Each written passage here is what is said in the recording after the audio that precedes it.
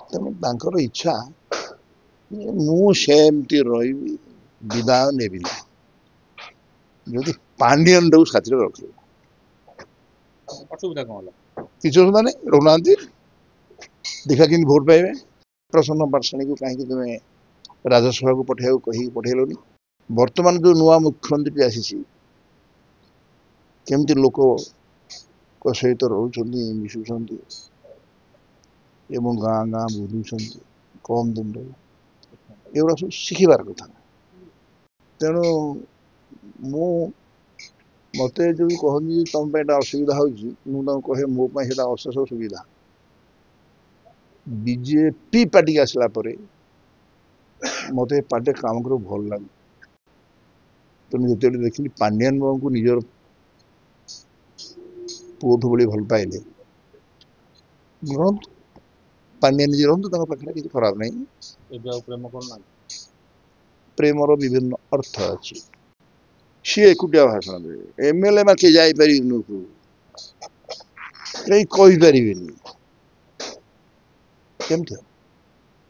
ମୁଁ ଲବି କରିନି, କୋଉଠି ପାଇଁ ଲବି କରିନି, ମୁଁ ଲବି ଆଦୌ କରିନି, ସତ କଥା ଜାଣିଛି। ଚିଲିକା ପ୍ରତି ମୋର ଆଗ୍ରହ ଥିଲା। ନବୀନ ପଟ୍ଟନାୟକଙ୍କର ସୁଖ ଥିଲା, ଆନନ୍ଦ ଥିଲା, ପାଣ୍ଡିଆନଙ୍କ ପାଖରେ ରଖିଥିଲେ।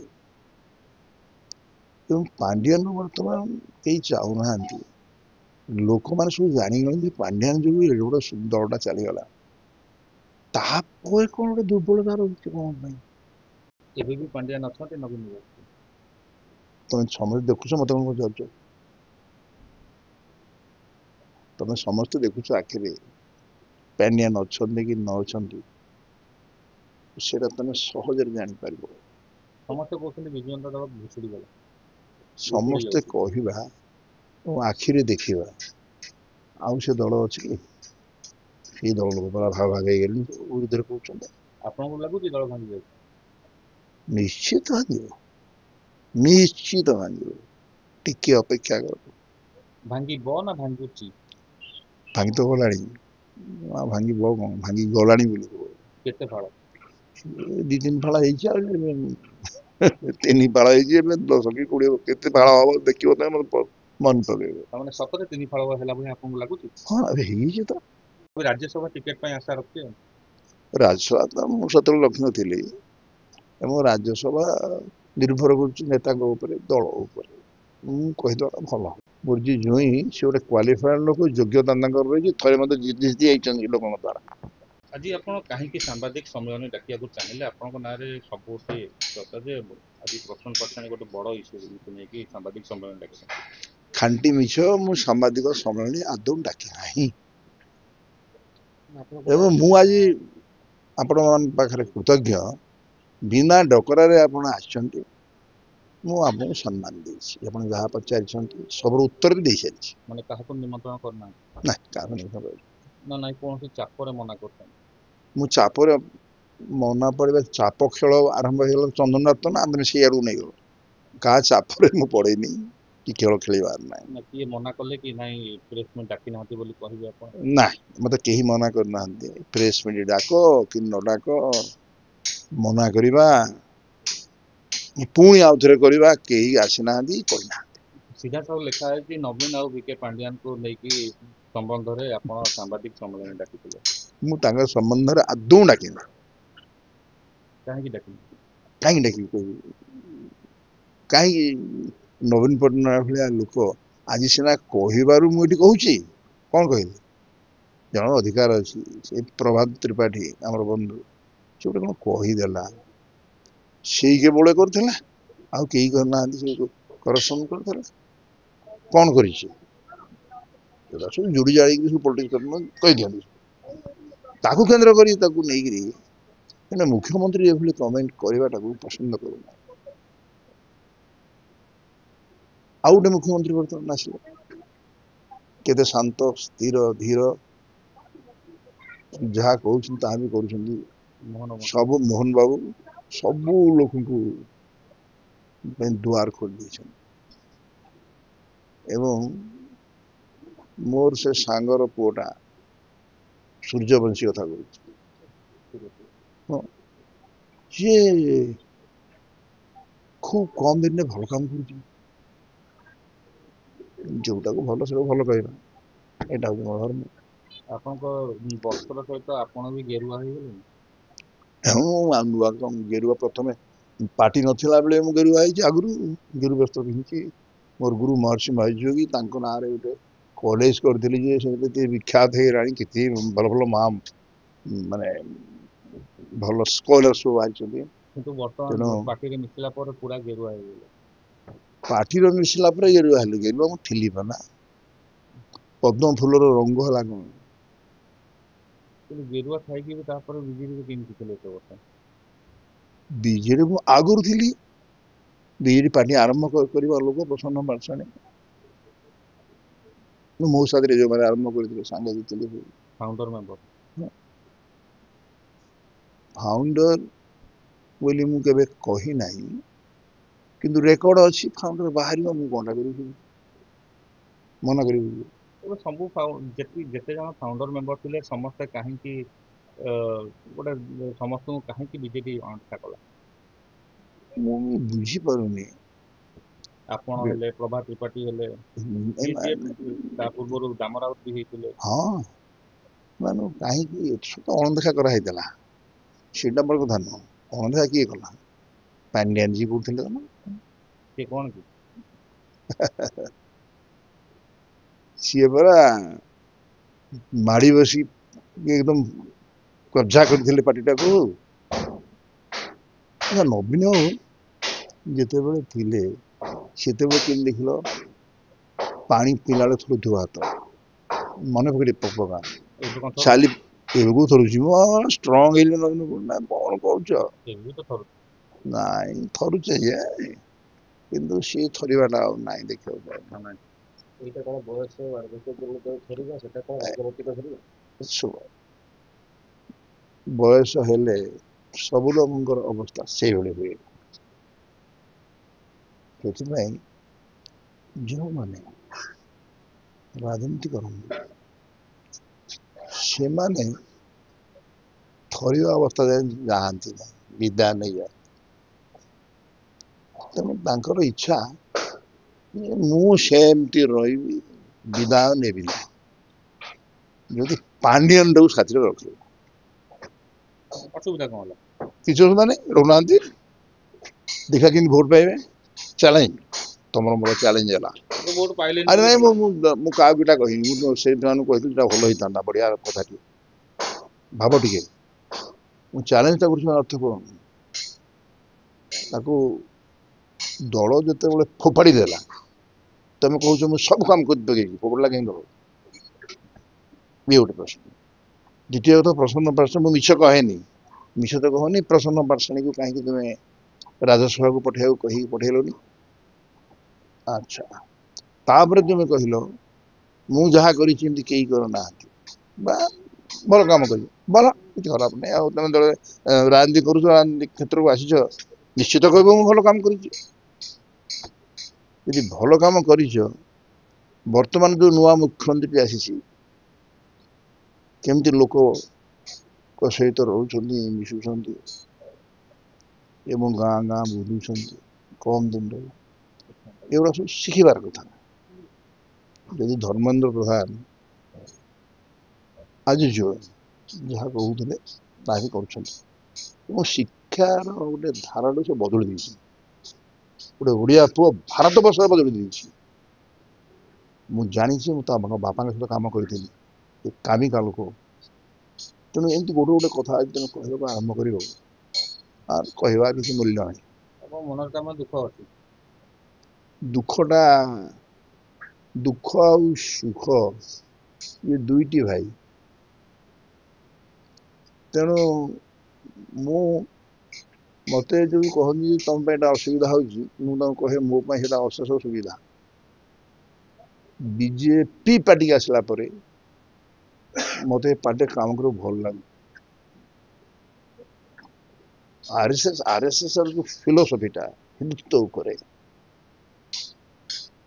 ଏବଂ ଜାତୀୟତା ଉପରେ, ଭାରତ ଉପରେ, ଭା କହିଲେ ଆଲୋକ ଖଣ୍ଡରେ ରତ ସାଧନାରେ ତ ଇଏ ହେଲା ଭାରତ, ଭାତରୁ ଭାରତ, କର୍ଣ୍ଣ କୋଷ ପିଣ୍ଡମୟ କୋଷ, ଓଡ଼ିଆ ଜାତି ଉଡ୍ର ସଙ୍ଗତରେ ଆସିଥିବା ଏତେ ବଡ଼ ଜାତିରେ ଯେମିତି ଏଇନେ ପୃଥିବୀକୁ ପ୍ରସିଦ୍ଧ କରୁଛନ୍ତି। ନବୀନ ବାବୁ କହୁଥିଲେ ମୁଁ କରୁଥିଲି, ଆପଣଙ୍କୁ ବଳିଗଲେ ବର୍ତ୍ତମାନ ମୋଦି। ଯାହା କୁହାଯାଉଥିଲା ଏକ ଦିନ ଆସିବ ଭାରତ ବର୍ଷକୁ, ଏଇଟା ପୁଣ୍ୟ ଶ୍ଲୋକ ଅରବିନ୍ଦ କହୁଥିଲେ, ବରେଣ୍ୟ ମାନେ ପୂଜ୍ୟ ବିବେକାନନ୍ଦ କହିଥିଲେ, ଦିନ ଆସିବ ଭାରତ ବର୍ଷ ସମଗ୍ର ପୃଥିବୀକୁ ରାଜତ୍ୱ କରିବ। ସେଇ ସମୟଟା ବର୍ତ୍ତମାନ ଆସିଯାଇଛି, ମୋଦିଜୀ ସେଟା ଦେଖେଇଦେଲେ। ଦିନ ଥିଲା ଆପଣ ନବୀନ ପଟ୍ଟନାୟକ ଭଲ ପାଇଥିଲେ, ନିଶ୍ଚୟ ଏବେ ମୁଁ କାହିଁ ଖରାପ ପାଇବି, ସିଏ ତାଙ୍କ ବାଟରେ ମୁଁ ମୋ ବାଟରେ। ଆଉ ଭଲ ପାଇବା ଲୋକ ଯିଏ, ସିଏ ଭଲ ଲୋକଙ୍କୁ ରଖିବ ପାଖରେ। ତେଣୁ ଯେତେବେଳେ ଦେଖିଲି ପାଣ୍ଡିଆନ ବାବୁଙ୍କୁ ନିଜର ପୁଅଠୁ ଭଳି ଭଲ ପାଇଲେ, ରହନ୍ତୁ ପାଣ୍ଡିଆନ ନିଜେ ରହନ୍ତୁ ତାଙ୍କ ପାଖରେ, କିଛି ଖରାପ ନାହିଁ। ଏବେ ଆଉ ପ୍ରେମ କରୁନାହାନ୍ତି? ପ୍ରେମର ବିଭିନ୍ନ ଅର୍ଥ ଅଛି, ଦେଶ ପ୍ରେମ, ଭାଷା ପ୍ରେମ, ଜାତି ପ୍ରେମ, କେତେ ସୁନ୍ଦର।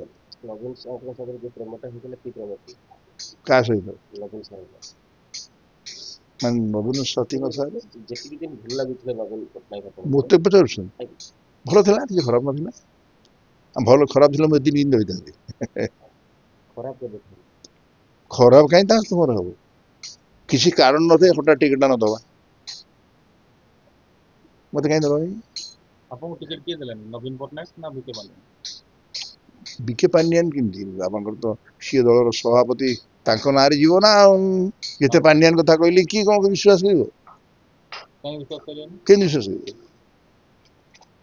ଯେତେବେଳେ ତମେ ଥର ଯାଅନି, ଯେତେବେଳେ ମୁଁ ରାଜନୀତି କରୁଥିଲି ସେତେବେଳେ ପାଣ୍ଡିଆନ କୋଉଠି ଥିଲେ? ସେ ଦଳ କରିଥିଲେ, ଇଏ ସ୍ପଷ୍ଟ ଭାବରେ କୁହନ୍ତୁ, ସେ ଦଳ କରିଥିଲେ। ସେ କେବେଠୁ ଆସିଲେ ଏବଂ ରହିବା ଭିତରେ ଯେଭଳି ଭାବରେ ପଦାଘାତ କରିଛନ୍ତି, ସିଏ ଏକୁଟିଆ ଭାଷଣ ଦେବେ, ଏମଏଲଏ ବା କିଏ ଯାଇପାରିବେନି, କେହି କହିପାରିବେନି, କେମିତି ହବ? ତେଣୁ ଏବେ କହୁଛନ୍ତି, ଧମକ ଦଉଛନ୍ତି, ତମେ କେବେ କରିପାରିବନି ମିଟିଂ, ବସିପାରିବନି, କେହି ସଂଘ ହବନି, ଖାଲି କରିବ। ଭଲ କୋଉଠି କଣ ଆସି କହିଲ, ତମେ କିଛି କହିପାରିବନି। ଆପଣ ଚିଲିକା ପାଇଁ ଲବି କରିଥିଲେ? ମୁଁ ଲବି କରିନି, କୋଉଠି ପାଇଁ ଲବି କରିନି, ମୁଁ ଲବି ଆଦୌ କରିନି, ସତ କଥା ଜାଣିଛି। ଚିଲିକା ପ୍ରତି ମୋର ଆଗ୍ରହ ଥିଲା, ଖୋର୍ଦ୍ଧା ପରେ ଚିଲିକା। ଅପରାଜିତା ଷଡ଼ଙ୍ଗୀ ଯେତେବେଳେ ଜିତିଲେ ସେ ସମୟରେ ଯଦି ଆପଣ ଇଲେକ୍ସନରେ ଛିଡ଼ା ହେଇଥାନ୍ତେ ଅପରାଜିତା ଷଡ଼ଙ୍ଗୀକୁ ହରାଇ ଦେଇଥାନ୍ତେ? ଶୁଣନ୍ତୁ, ସେ ତ ଗଲେନି, ମାନେ ସେ ସବୁଟା ପଳେଇ ଗଲାଣି, ମତେ ଟିକେଟା ଦେଲେନି। ମୁଁ କାହିଁ ଗୋଟେ ଗର୍ବରେ କହିବି ରେବେନ୍ଦ୍ର କହିବା ଉଚିତ ନୁହଁ। ଗଣତନ୍ତ୍ର ବିଶ୍ୱାସ କରୁଥିଲେ, ସେ ମହିଳାକୁ ଯେତେବେଳେ ଲୋକ ଭୋଟ ଦେଇଛନ୍ତି, ସେ ଆମ ଲିଡର, ଆମ ପାର୍ଟି ଲିଡର। ତେଣୁ କାହା ବିରୁଦ୍ଧରେ କହିବା ଅର୍ଥ, ତମେ ଗଣତନ୍ତ୍ରକୁ ବିଶ୍ୱାସ କର, ତମେ ଯଦି ଗଣତନ୍ତ୍ରକୁ ବିଶ୍ୱାସ କରିବ ଏଭଳି କାହିଁ କହିବ, ଆବଶ୍ୟକଟା କଣ? ଆଚ୍ଛା, ଲାଷ୍ଟ ଟିକେଟ ଯୋଉ ଟାଇମରେ ବଣ୍ଟା ହଉଥିଲା ସେ ଟାଇମରେ ନବୀନ ନିବାସ ଯାଇଥିଲେ, ଯେତେବେଳେ ଲାଷ୍ଟ ଟିକେଟ ବଣ୍ଟା ହଉଥିଲା 2024 ନିର୍ବାଚନ ପାଇଁ, ସେତେବେଳେ ବି ଆପଣ ଯାଇଥିଲେ ନବୀନ ନିବାସ, ଟିକେଟ ଦିଆଗଲାନି। ଟିକେଟ ଦବା ନବାଟା ଆକ୍ଚୁଆଲି କାହା ଦାୟିତ୍ୱ ଥିଲା, କିଏ ଦଉଥିଲେ? ପ୍ରେସିଡେଣ୍ଟ, ତାଙ୍କ ନାଁରେ ଯିବ ନା। ଆଉ କିଏ କିଏ ଦଉଥିଲେ ଯୋଉମାନେ ସିଲେକ୍ସନ କରୁଥିଲେ? ଆଉ ସିରିୟସ ତ ଗୋଟିଏ ଲୋକ, ତାପରେ ତ ସେ ନିଜେ କହୁଛନ୍ତି ପାଣ୍ଡିଆନ ବିରୁଦ୍ଧରେ କହିବନି, ପାଣ୍ଡିଆନ ମୁଁ ଛାଡ଼ିବିନି, ନିଜେ କହୁଛନ୍ତି। ଆଉ କିଏ ରହିଲା ଲୋକ? କାହିଁ କହୁଛନ୍ତି? କହୁଛନ୍ତି କାହିଁ କହୁଛନ୍ତି ସେ ଜାଣିଥିବେ, ଏତେ ବଡ଼ ଲୋକ, ଏତେ ବଡ଼ ଲୋକ ବିରୁଦ୍ଧରେ ମୁଁ କହିବାକୁ କିଏ? ଆଚ୍ଛା, ଆପଣ ତ ଏତେ ବର୍ଷ ପ୍ରଥମରୁ ଅଛନ୍ତି, ବିଜୁ ବାବୁଙ୍କଠୁ ଲଗେଇକି ତାଙ୍କ ପୁଅ ପର୍ଯ୍ୟନ୍ତ ରହିଲେ, କିନ୍ତୁ ହଠାତ୍ କେମିତି ଏମିତି ଆପଣମାନେ ଅପ୍ରିୟ ହେଲେ ଆଉ ଇଏ ଜଣେ ବ୍ୟକ୍ତି ପ୍ରିୟ ହେଇଗଲେ? ପ୍ରିୟ ଏବଂ ଅପ୍ରିୟ ଏ ଦିଟା ଆପଣଙ୍କର ଟଙ୍କାର ଦୁଇଟି ପାଖ, ମାନେ ଗୋଟେ ଅର୍ଥର ଧର ଗୋଟେ ଟଙ୍କାଟିଏ ଧରିଛ ତାର ଦୁଇଟା ପାଖକୁ ତମେ ଦେଖିବ। ସେଇଭଳି ଏଇନେ କହୁଥିଲି ଯେ ସୁଖ ଦୁଃଖ ହଉଛନ୍ତି ଦୁଇଟି ଭାଇ, ଏମାନେ ରହିବେ, ଜଣେ ଜଣଙ୍କୁ ଛାଡ଼ି ରହିପାରିବନି। ଠିକ୍ ସେଇଭଳି ନବୀନ ପଟ୍ଟନାୟକଙ୍କର ସୁଖ ଥିଲା, ଆନନ୍ଦ ଥିଲା ପାଣ୍ଡିଆନଙ୍କ ପାଖରେ, ରଖିଥିଲେ। ଏବଂ ପାଣ୍ଡିଆନ ବର୍ତ୍ତମାନ କେହି ଚାହୁଁନାହାନ୍ତି। ଲୋକମାନେ ସବୁ ଜାଣିଗଲେ ଯେ ପାଣ୍ଡିଆନ ଯୋଗୁଁ ଏଡେ ବଡ଼ ଦଳଟା ଚାଲିଗଲା। ତାପରେ କଣ ଗୋଟେ ଦୁର୍ବଳତା ରହୁଛି କଣ ପାଇଁ ବୁଝିଲେ? ତେଣୁ ଏସବୁ ଯଦି ଆପଣ ହିସାବ ନେବେ ଏବଂ ଦେଖିବେ, ସିଏ ପାଣ୍ଡିଆନକୁ ଛାଡ଼ିବେ, କିଏ ଦଳ ହବ ଆସିବେ। ଏବେ ବି ପାଣ୍ଡିଆନ ଅଛନ୍ତି ନବୀନ ନିବାସ। ତମେ ସମସ୍ତେ ଦେଖୁଛ, ମତେ କଣ ପଚାରୁଛ? ତମେ ସମସ୍ତେ ଦେଖୁଛ ଆଖିରେ, ପାଣ୍ଡିଆନ ଅଛନ୍ତି କି ନ ଅଛନ୍ତି ସେଟା ତମେ ସହଜରେ ଜାଣିପାରିବ। ସମସ୍ତେ କହୁଛନ୍ତି ବିଜୁ ଜନତା ଦଳ ଭୁଷୁଡ଼ି ଗଲା। ସମସ୍ତେ କହିବା ଓ ଆଖିରେ ଦେଖିବା, ଆଉ ସେ ଦଳ ଅଛି କି? ସେଇ ଦଳ ଲୋକ ପରା ଭାଗ ଭାଗ ହେଇଗଲେଣି, ବିରୁଦ୍ଧରେ କହୁଛନ୍ତି। ଆପଣଙ୍କୁ ଲାଗୁଛି ଦଳ ଭାଙ୍ଗି ଯାଉଛି? ନିଶ୍ଚିତ ଭାଙ୍ଗିବ, ନିଶ୍ଚିତ ଭାଙ୍ଗିବ, ଟିକେ ଅପେକ୍ଷା କର। ଭାଙ୍ଗିବ ନା ଭାଙ୍ଗୁଛି? ଭାଙ୍ଗି ତ ଗଲାଣି, ଆଉ ଭାଙ୍ଗିବ କଣ, ଭାଙ୍ଗି ଗଲାଣି ବୋଲି କୁହ। କେତେ ଫାଳ? 2-3 ଫାଳ ହେଇଛି, ଆଉ 3 ଫାଳ ହେଇଛି, ଏବେ 10 କି 20 କେତେ ଫାଳ ହବ ଦେଖିବ ତମେ, ମନେ ପକେଇବ। ତାମାନେ ସତରେ 3 ଫାଳ ହେଲା ଭଳି ଆପଣଙ୍କୁ ଲାଗୁଛି? ହଁ ଏବେ ହେଇଛି ତ, ମତେ କଣ ଲାଗୁଛି? ତମେ ସାମ୍ବାଦିକ ଆଗେ ଖବର ରଖିବ ନା, ଆଉ ନଚେତ ଏମିତି କେହି ଧମକ ଦିଅନ୍ତି, ହେଇ ତମେ ଆମକୁ ଗୋଟେ କେବଳ ଭାଇ ସଂଘ ବନ୍ଦ ଆଉ ଅନ୍ୟଠି ଯାଇପାରିବନି, ତା ଘରେ ବସିପାରିବନି, କୋଉ ହୋଟେଲ ଇ କଣ କିରେ ଗଣତାନ୍ତ୍ରିକ ଅଧିକାର ଅଛି, କେଉଁଠି ବସିଗଲା କି କୋଉଠି ଯିବ? ବନ୍ଧୁତ୍ୱ ଆଗ ନା ରାଜନୀତି ଆଗ? ଫ୍ରେଣ୍ଡସିପଟା କେତେ ରାଜନୀତିକ ଦଳ ଆସିବେ, ସାଙ୍ଗ ସାଙ୍ଗ, ବନ୍ଧୁ ବନ୍ଧୁ। ନେତା ତ କହୁଥିଲେ ଆଉ ଯେ ବନ୍ଧୁଟା ଯେତେବେଳେ ବନ୍ଧୁକ ହେଇଯିବ କଣ କରିବ? ମୋ ପାଇଁ ଯୋଉ ବନ୍ଧୁ ମାନେ ବନ୍ଧୁକ ହେଇଛନ୍ତି, କଣ କିଏ ଉତ୍ତର ଦେବି? ନେତାମାନେ ତ କହୁଥିଲେ ଆମେ କଣ, ଆମର ଅଧିକାର ନାହିଁ ଗଣତନ୍ତ୍ର ପ୍ରକ୍ରିୟାରେ। ଦେବୀ ମିଶ୍ର କହୁଥିଲେ ଆମେ ଯୋଉଠି ପାରିବୁ ବସିପାରିବୁ, ହଁ କିନ୍ତୁ ନିଜେ ଏବେ ସଭାପତି କହିଦେଲେ କୋଉଠି ବସିବା ଦରକାର ନାହିଁ, ଯୁକ୍ତ ସଂଘ ଭବନରେ ବସିବ। ଚୁପଚାପ ପରା, ସେମାନେ ତାଗିଦ କଲେ ସଭାପତି। ତାଗିଦ କରିବ। ମୁଁ ତା ପୂର୍ବରୁ, ସେ ତାଗିଦ କରିବା ପୂର୍ବରୁ ମୁଁ ପଳେଇ ଆସିଛି, ମୁଁ ଠିକ ବାଟରେ, ମୁଁ କାହାର ସରଫ ଦେବାକୁ ଚାହେଁନି। ବିଜୁ ଜନତା ଦଳ ମନେ ପଡୁନି? ହଁ, ମନେ କାହିଁ ପଡ଼ିବନି? ଦଳରେ ଥିଲି, ଆଉ ମନଟା କାହିଁ ପଡ଼ିବ? ବିଜୁ ଜନତା ଦଳ ନେକ୍ସଟ କାହାର? ବିଜୁ ଜନତା ଦଳ, ତାକୁ କିଏ ସମ୍ଭାଳିବ? ବିଜୁ ଜନତା ଦଳକୁ ମତେ ଲାଗୁଛି ଆଉ ସମ୍ଭାଳିବା ବାଲା କାହାନ୍ତି? ଏ ତ ପାଣ୍ଡିଆନ ଅଛି, ସେ ବାରମ୍ବାର କହୁଛନ୍ତି, ତେଣୁ ସିଏ ତ ଜବରଦସ୍ତି ରଖିବେ, ଦଳ ଧ୍ୱଂସ ହେଇଯିବ। ଆଉ ତାହେଲେ ଜନତା ଦଳ ବଦଳେଇକି ବିଜୁ ଜନତା ଦଳ ହେଇଥିଲା। ଏ ଦଳ ଯଦି ବଦଳିବ ତାହେଲେ କି ପ୍ରକାର ନାଁ ଦିଆଯିବ? ଏ ଦଳ ତାଙ୍କ ଉପରେ ନିର୍ଭର କରେ ନା, ମୁଁ କହିବାକୁ କିଛି। ବିଜୁ ଜନତା ଦଳ ନାଁଟା ପ୍ରକୃତରେ ଦେଇଥିଲେ କି? ଜନତା ଦଳ ତ ଥିଲା ଗୋଟେ, ତାହେଲେ ପୁଣି ବିଜୁ ଜନତା ଦଳ କାହିଁକି ହେଇଥିଲା? ଜନତା ଦଳରେ ମୁଁ ଥିଲି, ସମୟ ଜାଣିଛନ୍ତି, ବିଜୁ ନଥିଲି। ତାପରେ ଯେତେବେଳେ ବିଜୁ ବାବୁ ଚାଲିଗଲେ, ତାଙ୍କ ଦଳରେ ଯୋଉମାନେ ଆମେ କେତେ ଜଣ ଥିଲୁ ଆଉ କରିଥିଲୁ। ବିଜୁ ମୋ ନାଁରେ କଲେ, ବିଜୁ କରିଥିଲୁ। ସେଇ ଜନତା ଦଳ କାହିଁକି ରଖିଲେନି? ନାଇଁ, ସେତେବେଳେ କଣ ଜନତା ଦଳରେ ଯୋଉମାନେ ଥିଲେ ସେମାନେ ଦଳ ଛାଡିବାକୁ ରାଜି ହେଲେ, ଯୋଉମାନେ କେମିତି ଆମର ବ୍ୟବସ୍ଥା କାହାକୁ ଆଣିବେ? ଦଳ ତ ଥିଲା, ପୁଣି ଦଳ ଦଳ ଆଉ ଥିଲା, ତାର ସେ ଦଳ ଯୋଉମାନେ ରହିବାକୁ ଭଲ ପାଉଥିଲେ ରହିବେ। ହଁ, ପ୍ଲସ ନିଷ୍ପତ୍ତି ଯୋଉମାନେ ନେଇଛନ୍ତି ରହିବେ। ଆଉ ଯୋଉମାନେ ଚାହିଁଲେ ଆମେ ନୂଆ ଦଳ କରିବୁ ଇୟଙ୍କ ନାଁ, ସେମାନେ ଗଢିଲେ, ସକ୍ସେସଫୁଲ ହେଲେ। ଗୋଟେ ସେ ଗଠନରେ ମୁଁ ଥିଲି ପରା ଗୋଟିଏ କହିଲି। ଜାତୀୟ ଦଳକୁ ମାନେ ଛୋଟେଇ ଦିଆଗଲା। ଜାତୀୟ ଦଳକୁ କିଏ ହଟେଇଲା? ଜନତା ଦଳ ଥିଲା, ଗୋଟେ ଜାତୀୟ ଦଳ ଭାବରେ ବି ଆରମ୍ଭ କରିଥିଲେ, ଯୋଉମାନେ କିନ୍ତୁ ଦେଖିଲା ବେଳକୁ ଯୋଉମାନେ ତାପରକୁ ଆରମ୍ଭ ବିଭିନ୍ନ ଦଳରେ କରିଥିଲେ, ନେତା କରିଦେଲେ। ନାଇଁ, ଯୋଉମାନେ ଆରମ୍ଭ କରିଥିଲେ ସେମାନେ ତ ବର୍ତ୍ତମାନ ଯୋଉ ନୂଆ ଦଳଟି ହେଲା, ତେଣୁ ସିଏ ଦଳ ବି ମଧ୍ୟ ଭଲ କାମ କରିଛି, କଣ ଖରାପ କାମ କରିଛି? ଲୋକ ଏଥର ଭୋଟ ଦେଇକି ଦେବେ।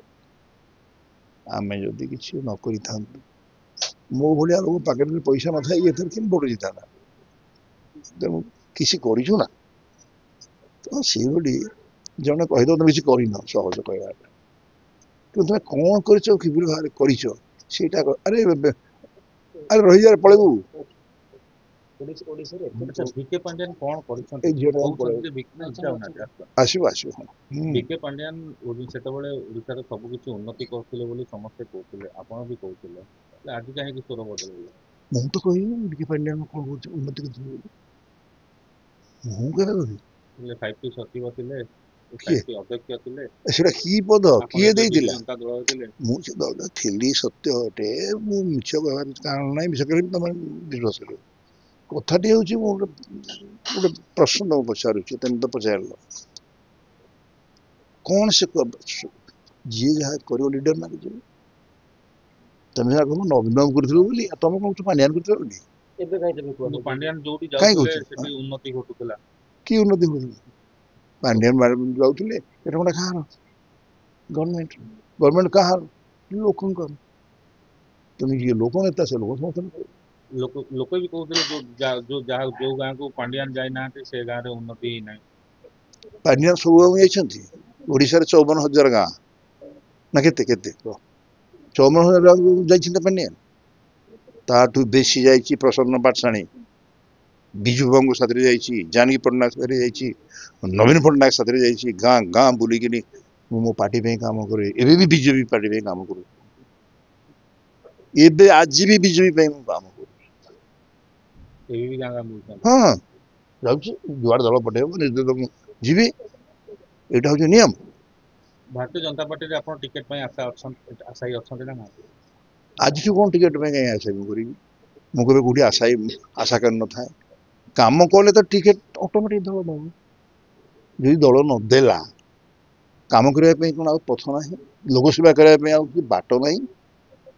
ଖାଲି ଏଇ ବାଟ ଆଜିକାଲି ପରସ୍ପର କଳି, ଟେକା ଫୋପାଡ଼ା, ପଡ଼ି ଗଣ୍ଡଗୋଳ, ଏଗୁଡ଼ାକୁ ବିରୋଧ କରେ। ତଥାପି ରାଜ୍ୟସଭା ଟିକେଟ ପାଇଁ ଆଶା ରଖିଛି। ରାଜ୍ୟସଭା ତ ମୁଁ ସେତେବେଳେ ରଖିନଥିଲି, ଏବଂ ରାଜ୍ୟସଭା ନିର୍ଭର କରୁଛି ନେତାଙ୍କ ଉପରେ, ଦଳ ଉପରେ। ମୁଁ କହିଦେବାଟା ଭଲ ହେବ। ସାଧାରଣ ଗୋଟେ ଆଲୋଚନା ହେଉଛି ଆପଣଙ୍କ ଜୟଙ୍କୁ ଟିକେଟ ଦେଲେନି ବୋଲି ଆପଣ ବିଜେପିକୁ ବାହାରି ଆସିଲେ। ସିଏ ଆଲୋଚନା ଯିଏ କରୁଥିବ ସେ ଜାଣେ, ତାଙ୍କୁ ପଚାର। ଖାଣ୍ଟି ମିଛ। ମୋର ଯିଏ ଜୋଇଁ ସେ ଗୋଟେ କ୍ୱାଲିଫାଏଡ୍ ଲୋକ, ଯୋଗ୍ୟତା ତାଙ୍କର ରହିଛି, ଥରେ ମୋତେ ଜିତି ଯାଇଛନ୍ତି ଲୋକଙ୍କ ଦ୍ୱାରା। ତେଣୁ ଲୋକଙ୍କ ଦ୍ୱାରା ସେ କାମ କରୁଛି ନାହିଁ, ମୋରି ଭଳିଆ ସେ ଦିନ ରାତି ଖଟନ୍ତି। ତେଣୁ ସେଇଟା ଭବିଷ୍ୟତ କହିବ, ଆଜିଠୁ ଜାଣି କହିବ। ଆପଣ ତ ଖଣ୍ଡରେ ଗଲେ ଯେତେବେଳେ ବିଜୁ ଜନତା ଦଳ ଆରମ୍ଭ ହେଲା ସେବେଠୁ କେବେ କରିପାରିବେ ବହୁତ ସୁନ୍ଦର ନେତା ଅଛନ୍ତି, କିନ୍ତୁ ପାଣ୍ଡିଆନ ବାବୁ ନବୀନ ବାବୁଙ୍କର ଆପଣା ରହିପାରିବେ। ପାଣ୍ଡିଆନ କ'ଣ ପାଇଁ ହେଲେ ସେଟା ମୁଁ କହିବାଟା ଭଲ ନୁହେଁ, ମୁଁ ବାରମ୍ବାର କହି ଆସିଛି। ମୋ ପାଣ୍ଡିଆନଙ୍କର କହିବା ଭିତରେ ଯଦି ଆପଣମାନେ ଅନୁଭବ କରିବେ, ଭାବିନେବେ, ପାଣ୍ଡିଆନ ବାବୁଙ୍କର ଯେତେବେଳେ ଦଳ ତିଆରି ହେଇଥିଲା,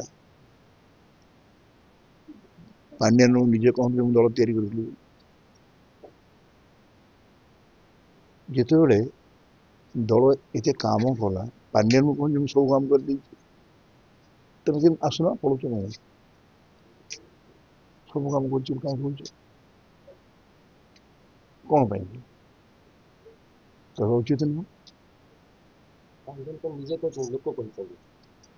ଲୋକ କ'ଣ କହୁଛନ୍ତି? ଆଚ୍ଛା ପାଣ୍ଡିଆନ ଆଉ ନବୀନଙ୍କ ଭିତରେ ଆକ୍ଚୁଆଲି ସମ୍ପର୍କ କ'ଣ? ଗୋଟେ ଭଲ ଅଫିସର ଆଉ ଜଣେ ରାଜନେତାର ସମ୍ପର୍କ ନା କି ପ୍ରକାର ସମ୍ପର୍କ? ସମ୍ପର୍କଟା ଗୋଟେ ସେ ଥିଲେ ଅଫିସର, ରାଜନେତା, କାମ କରିବେ, ଫାଇଲ ଧରିକି ଆଣି ବଢ଼େଇକି 10 ନେବେ, ତାଙ୍କ ଡ୍ୟୁଟି ସେ କରୁଥିଲେ। ଅତି ହେଇଗଲା ଯେତେବେଳେ, ଅତିରିକ୍ତ ଇତି ହବ ଆଉ କ'ଣ ମୁଁ କହିବି? ସେ କ'ଣ ଫାଇଲ ନେବା ଆଣିବା କରୁଥିଲେ? ସେ କଥା ନୁହେଁ, ମୋ କଥା କହୁଛି ଦେଖୁନ ଏବେ କିଭଳି ଭାବରେ କହୁଛନ୍ତି ସେ କଥା, ସିଏ ତ ଜାଣିପାରୁନି, ମୁଁ ଗୋଟେ କ'ଣ କହିବି? କହିବ ଯଦି ଜଣଙ୍କ ବିରୁଦ୍ଧରେ ସରିବ, ତାର କିଛି ଶେଷ ନଥାଏ। ଓଡ଼ିଶା କିନ୍ତୁ ଡେଭଲପମେଣ୍ଟରେ ପାଣ୍ଡିଆନଙ୍କର କିଛି ହାତ ନାହିଁ। ଓଡ଼ିଶା ଡେଭଲପମେଣ୍ଟରେ ସେ ଟଙ୍କା କାହାର? ତାଙ୍କର? ତାଙ୍କ ଘର କୋଉଠି? ଭାବୁନ ଟିକେ, ଚିନ୍ତା କରୁନ, ଟିକେ ଭାବ। ହଠାତ୍ ଆସିବ ତମେ କବ୍ଜା କରିଦେବ। ଜୟଲଳିତାକୁ ଯେମିତି ମରା ହେଇଥିଲା ଯେ ପଲିଟିକାଲ ମର୍ଡରେ, ଠିକ୍ ସେଇଆ ହେଇଥାନ୍ତା ଆଗାମୀ ଦିନରେ। ତମେ ସବୁଗୁଡ଼ା ପଚାରୁଛ, ମୁଁ ଉତ୍ତର ଦେବି। ତମେ ସବୁ ଜାଣିଛ। ଜୟଲଳିତା ଭଳିଆ କାହା କ'ଣ ହେଇଥାନ୍ତା? ନବୀନ ବାବୁର ଅବସ୍ଥା ହେଇଥାନ୍ତା। ଭାଗ୍ୟବାନ ଲାଗୁ ତ ଜଗନ୍ନାଥ ରକ୍ଷା କରିଦେଲେ। ଆଉ କଣ କହିବା, ଆଉ ଗୋଟେ ବେଶୀ ପଚାରନି, ବହୁତ ପଚାରିଲାଣି। କିନ୍ତୁ ଏବେ ବି ତ I'm tired of answering you from morning you. ଏଠି ଏକାଠି ପଶି ହାତରେ ପଳେଇଯାଉ ଗୋଟି ଗୋଟି ଏତେ ଦେବା କଷ୍ଟ। ମୁଁ ତ ଦଉଛି ଧୈର୍ଯ୍ୟର ସହିତ। ଲାଷ୍ଟ ଗୋଟିଏ କଥା, ଆଉ ଲାଷ୍ଟ ପଚାରି ଦିଅ। ଗୋଟେ କବିତାରେ ସାରିବେ, ବିଜୟ ତଳେ ଥିଲେ, ଏବେ ଭାରତୀୟ ଜନତା ପାର୍ଟିରେ ଅଛନ୍ତି, ଗୋଟେ ପଦରେ ସାରିବେ ବର୍ତ୍ତମାନ ରାଜନୀତିକୁ ଦେଖିକି ଗୋଟେ ପଦ। ଆରେ କୋଉ ପାର୍ଟିରେ ମୁଁ ନଥିଲି ଯେ ଏବେ ଅଛି। ଯେଉଁ ଦଳ ଯେଉଁ ପାର୍ଟି ମଣିଷର ଉପକାର କରେ, ତେଣୁ ସେଇ ପାର୍ଟିକୁ ମୁଁ ଭଲ ପାଏ। ମୁଁ କୋଉ ପାର୍ଟି ବିରୁଦ୍ଧରେ ଏବେ କହେ ନା। ଏବେ ଯୋଉ ପାର୍ଟିଟି ଆସିଛି, ମାନେ ମୁଁ ଅଛି, ତାର କାର୍ଯ୍ୟକ୍ରମ ଏବଂ ସେ ଦଳ ଯେଉଁଭଳି ଭାବରେ ମୁଁ ଆଖିରେ ଦେଖୁଛି, ଭଲ ମୁଖ୍ୟମନ୍ତ୍ରୀଟିଏ, ଅତି ସରଳ ଶାନ୍ତ, ତା ସହିତ ଅନ୍ୟ ଯେଉଁମାନେ ଅଛନ୍ତି ସେ ଦଳର ନେତୃବୃନ୍ଦ ସମସ୍ତେ ପୁରୁଣା ପୋଖତ, ସବୁ ଦଳ ଠିକ୍ ତାଙ୍କର ଚାଲିଛି। ମୁଁ ମିଶିକିରି ସେଥିରେ ଅଧିକ କିଛି କରିପାରିବି। ଯୋଉ ଦାୟିତ୍ୱ ଦେବେ ମୁଁ ତ କରିବା ପାଇଁ ପ୍ରସ୍ତୁତ ଅଛି। ଆଗାମୀ 5 ବର୍ଷ ପରେ ଲୋକ କାହାକୁ ପ୍ରତ୍ୟାଖ୍ୟାନ କରିବେ, ବିଜୁ ଜନତା ଦଳକୁ ନା ଭାରତୀୟ ଜନତା ପାର୍ଟି? 5 ବର୍ଷ ପରେ କଣ ହବ, ତମେ ଏଠି ଥିବ କି ନଥିବ, ହଠାତ୍ ଭୂକମ୍ପ ହବ। ତେଣୁ ଇଏ ଗୋଟେ ଭୂକମ୍ପ ଆସିଛି ଏ ପାର୍ଟିରେ। ସେଇଟା ହେଲା ଯୋଉ ବିଜେଡି ପାର୍ଟିରେ ମୁଁ ଥିଲି ଏବଂ ବିଜେଡି ପାର୍ଟି ପାଇଁ କର୍ତ୍ତବ୍ୟ କରୁଥିଲି, ତାଠୁ ବେଶୀ କର୍ତ୍ତବ୍ୟ କରିବାର ସୁଯୋଗ ବିଜେପି ଦଉଛି। ଦେଖୁନି, ଦେଶ ପାଇଁ, ଜାତି ପାଇଁ, ଭାଷା ପାଇଁ, ସାହିତ୍ୟ ପାଇଁ। କଣ ଦେଇଛନ୍ତି, କଣ ହରେଇଲେ? ହରେଇଛି ବୋଲି ମୁଁ କିଛି କହିବି ନାହିଁ, ଦେଇଛି ବୋଲି ବି ମୁଁ କିଛି କହିବି ନାହିଁ। ଦେଇଛି ନେଇଛି ଏଥିରେ ମୁଁ ବିଶ୍ୱାସ କରେ ନା। ମୁଁ ଭଲ ପାଏ ଗୋଟେ ପ୍ରିନ୍ସିପଲକୁ, ଗୋଟେ ଆଦର୍ଶକୁ, ଗୋଟେ ଜୀବନ ଦର୍ଶନକୁ, ଏବଂ ସେଇ ଦର୍ଶନରେ ବିଶ୍ୱାସ କରୁଥିବା ମୋଦିଜୀ ଉପରେ, ଏବଂ ସେଇ ଆଦର୍ଶରେ ବିଶ୍ୱାସ ବା ବର୍ତ୍ତମାନ ମୁଖ୍ୟମନ୍ତ୍ରୀ ଓଡ଼ିଶା। ଯଦି ପାଣ୍ଡିଆନ ଏବେ ରାଜନୀତି ଦୂରେଇ ଯାଆନ୍ତି, ଆପଣ ବିଜେପିକୁ ଫେରିବେ କି? ଆଉ ପ୍ରଶ୍ନ ଉଠୁନି ଫେରିବାକୁ। ଥରେ ମୁଁ ଆସି ଛାଡ଼ିକି ମାନେ ଆଉ ମୁଁ ଫେରିବିନି। ହଁ, ଯେମିତି ମୋଦି ଇଏ କହିଲେ ତମର ପାଣ୍ଡିଆନ, ମୁଁ ରାଜନୀତିରୁ ସନ୍ନ୍ୟାସ ନେଇଗଲି। ନେଲେ ନାହିଁ, ଲୋକଙ୍କ ଆଖିରେ ଆଙ୍ଗୁଠି ଗେଞ୍ଜି ବ୍ଲଫ୍ ମାରି ପୁଣି ଚଳିଲେଣି। ତାଙ୍କୁ ପୁଣି ଆଦର୍ଶ ବୋଲି ଭାବିକିରି ନବୀନ ପଟ୍ଟନାୟକ ତାଙ୍କୁ ସମର୍ଥନ କଲେଣି। ତେଣୁ ଖବରଦାର, ତମ ପତ୍ରିକା ଭଳିଆ ଦେଇଛ, ଭଲ ନାଁଟେ ଦେଇଥିଲେ, ଚମତ୍କାର।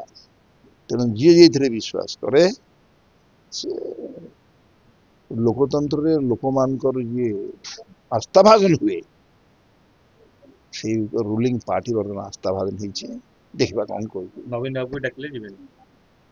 ମୁଁ ତ ଗଲିନି ତ, ମୁଁ ଆଉ ଯାଇନି ତ। ଯିବେ କି ନା, ନିଜ ଡାକନ୍ତୁ, ମୁଁ କାହିଁକି ଯିବି।